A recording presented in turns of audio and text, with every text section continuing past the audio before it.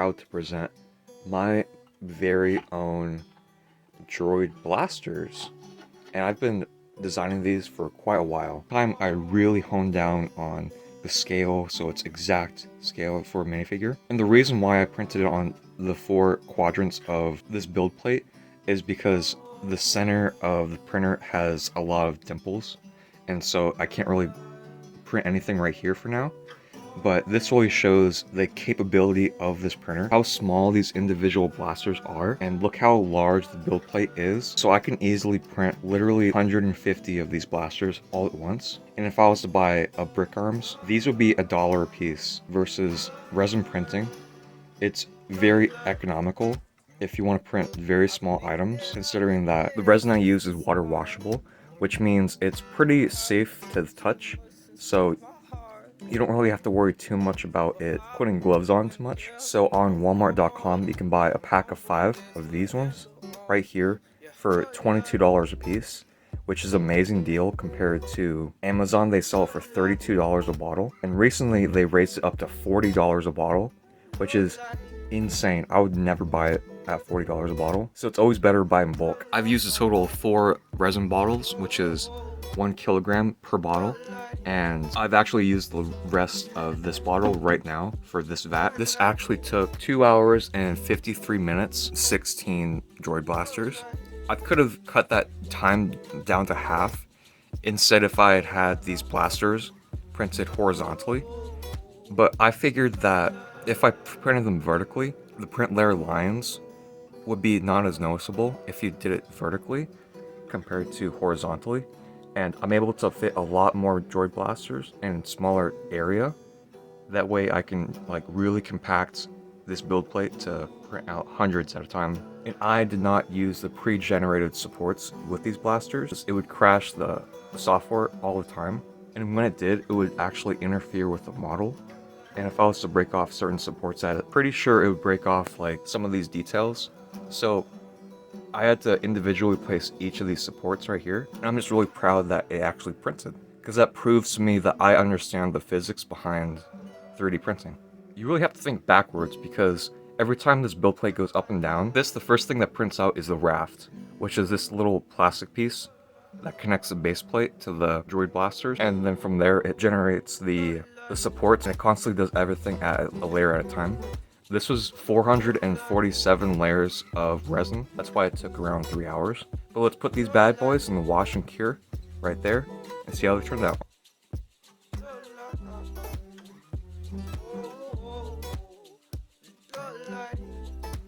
Also, another main reason I really like this water washable resin is the fact that this is water.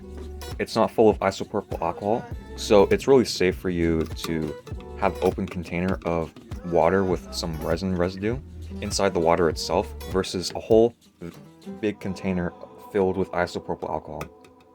Plus, water is basically free. That's a little unfortunate. One of the droid blasters actually got caught in between the cage and the motor itself, so it broke off the tip right there. So I guess that's something I have to watch out for. All I just did was this remove container, place this little mylar right here, and then this turntable for the UV to cure those parts. Turn down this like little angled UV light thing so it gets the top section, then set the timer to 10 minutes should be good for these. This has to have the lid on it, otherwise it won't cure anything, so I gotta put that on. And it starts to rotate. But the cool thing is it has a little sensor on the very back right there, so I can still have this kind of tilted upwards without it detecting. See some pretty cool purple resin UV light. Don't do this at home. Don't look at UV light. Back your eyes. So I've had enough time to really inspect these overall 3D prints, and they are very fragile at the midpoint, which is really easy to fix on my part. And the cool thing about these designs, not overly detailed compared to others. So mine is the one on the right, and the one on the left is another design by another person. As you can tell, it's very simplistic versus mine. It's a lot more intricate, but not overly detailed to the point where it doesn't look like it's not Lego. It can blend nicely with the droid minifigure itself. My overall idea with these droid blasters was to actually include a lightsaber blade inside of the barrel itself, looking like it's fired right here. When I scaled the barrel to the size of the width of the bar, pretty much upscaled this entire droid blaster to that scale, the size of the minifigure itself. So I had to downscale everything. So that means it won't have the ability to include lightsaber bar being fired effect. But that's totally easy on my part. I could just put a little piece of glue or something right here just to have that effect, but that's okay. So right now I'm gonna go spray paint these black and see how these turned out. So when it comes down to spray painting, all I have to do is nice broad strokes, back and forth. I always like to start spray painting a little bit before, so like push right here, and then nice clean swoosh back and forth. I actually have a turntable, so it's a lot easier for me to spray paint. There's nice black droid blasters, except on this side. So here's actually the majority of my 3D print items. Some of these are failures, but every failure I get to learn more. So it's not really exactly a failure if you get to learn. So it's like a learning curve pretty much from the get-go. So these are my first ever printed items with this resin printer. It was supposed to be a nice custom piece.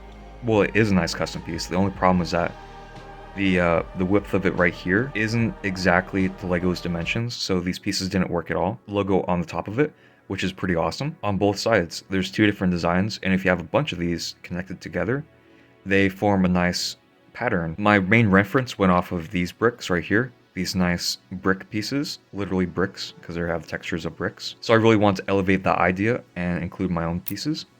And then next to these are the first ever resin prints I ever did with a Formlabs printer. And here's one of those aliens from Star Wars. Looking back now, these are quite under detailed, but they look fantastic. So there's that alien head. And then you go down here, or Dark Trooper, but I actually did paint these. That's how the guy turned out, which I do not like these Lego arms I had used for these guys, but it gets the job done. And these Lego pieces right here for the legs are actually, oh, there goes his head.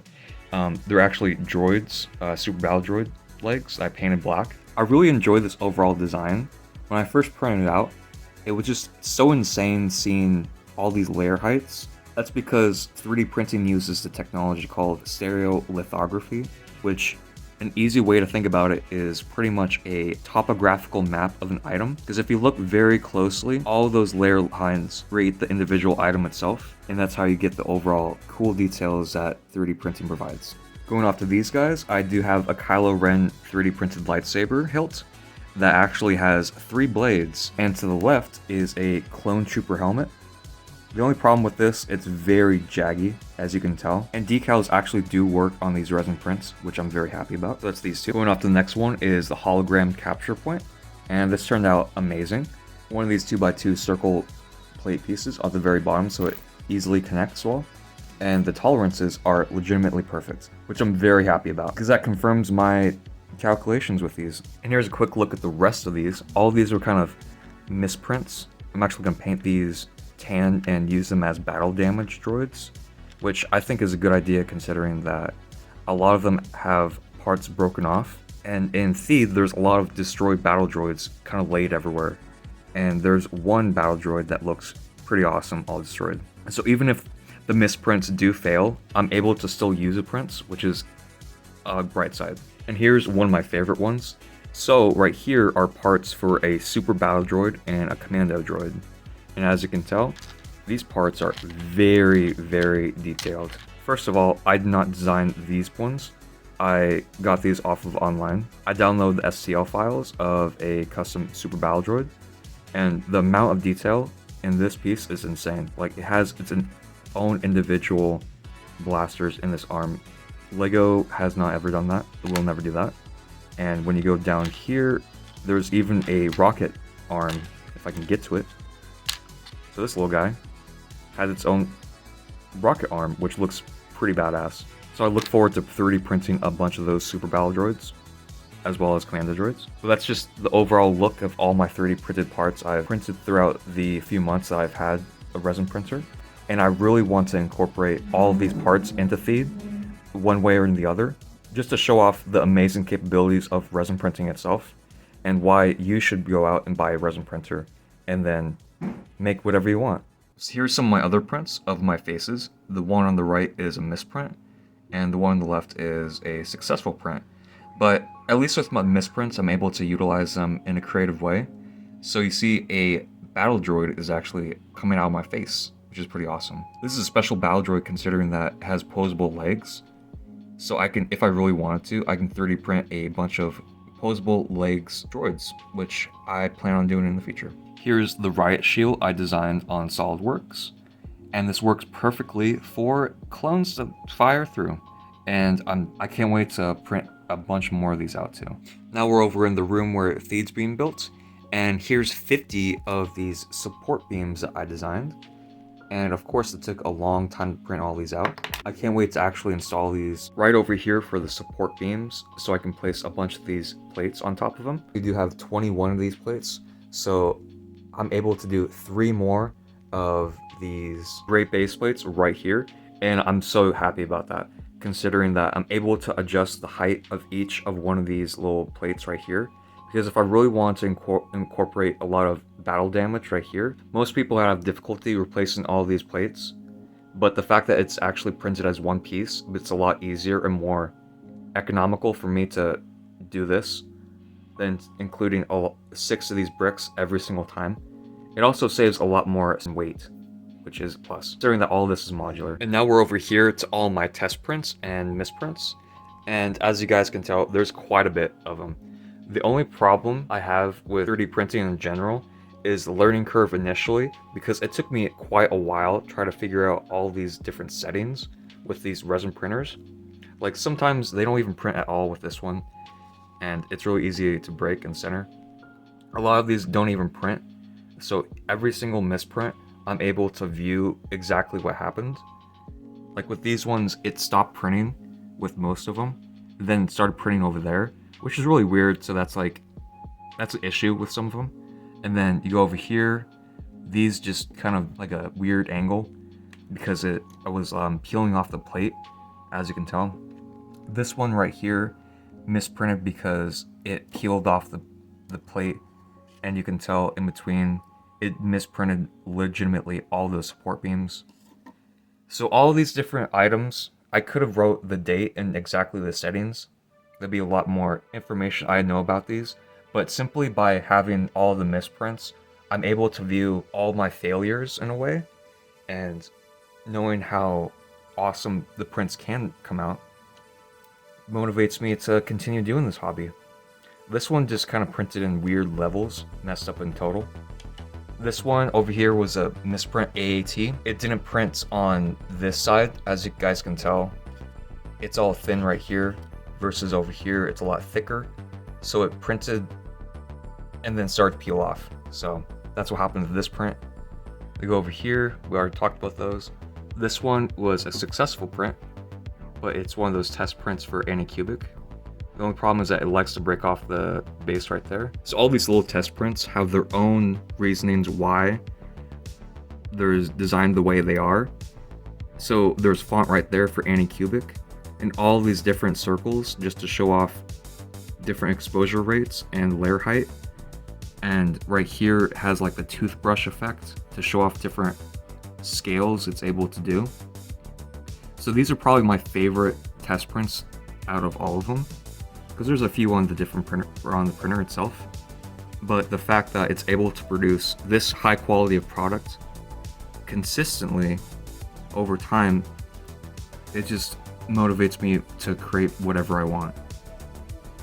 Because at a certain angle, it kind of looks like a little sci-fi city if you really want to. So there's a lot of possibilities with this technology that if you open up your mind, pretty much, you can create whatever you want, which is an insane concept to comprehend. It's a consumer product. It just really takes away the hassle of buying something from another country. And we're over here to my other shelf where I displayed my nice AAT print. And this piece was absolutely insane. Just the amount of detail it's able to produce is just mind-boggling. So I really like to keep that there next to a picture of my house when my dad was building it in 1996. or 94. He is right there. And right here is actually my bedroom, the front room of the house. And it's crazy to think that there used to be a tree right in front of my room. I'm glad that that's not there because that could have fallen on the house a long time ago.